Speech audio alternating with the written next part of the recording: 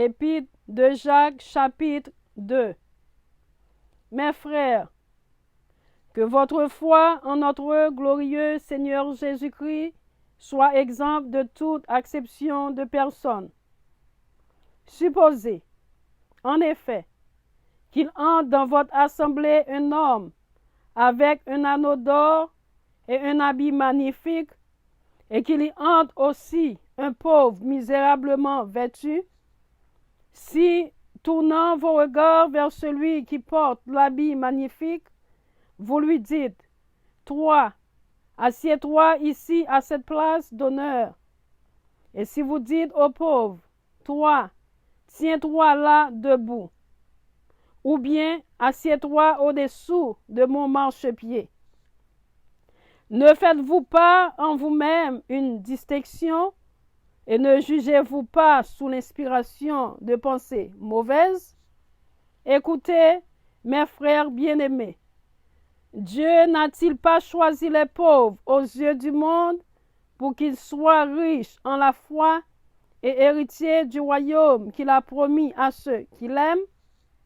Et vous, vous avilissez le pauvre. Ne sont-ce pas les riches qui vous oppriment et qui vous traînent devant les tribunaux? Ne sont-ce pas ceux qui outragent le beau nom que vous portez?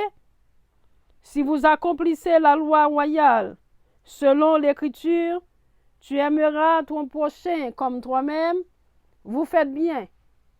Mais si vous faites acception de personne, vous commettez un péché, vous êtes condamnés par la loi comme des transgresseurs.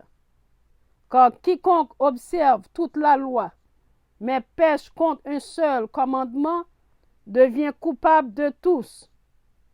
En effet, celui qui a dit « Tu ne commettras point d'adultère » a dit aussi « Tu ne tueras point ». Or, si tu ne commets point d'adultère, mais que tu commettes un meurtre, tu deviens transgresseur de la loi. Parlez et agissez comme devant être jugés par une loi de liberté, car le jugement est sans miséricorde pour qui n'a pas fait miséricorde. La miséricorde triomphe du jugement. Mes frères, que sert-il à quelqu'un de dire qu'il a la foi s'il n'a pas les œuvres? La foi peut-elle le sauver?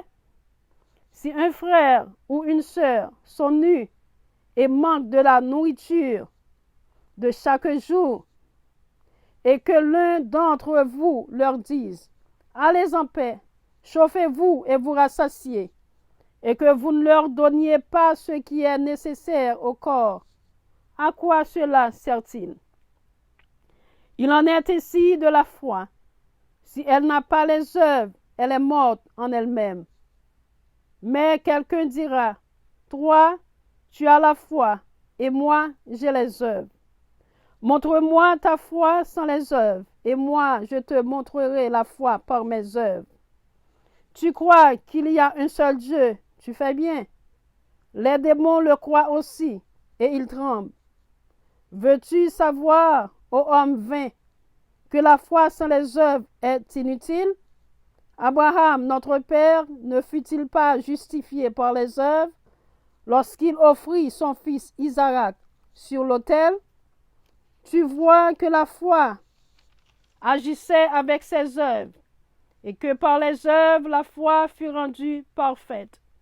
Ainsi s'accomplit ce que dit l'Écriture.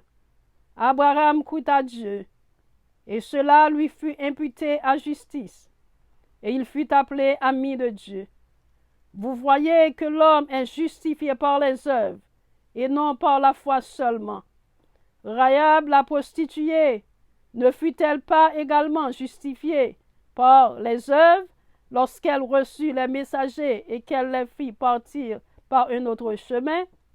Comme le corps sans âme est mort, de même la foi sans les œuvres est morte. Amen. Que le Seigneur vous bénisse, que le Seigneur vous protège, que le Seigneur vous garde. C'était votre ami, le ministre Maggie Pierre. God bless you all.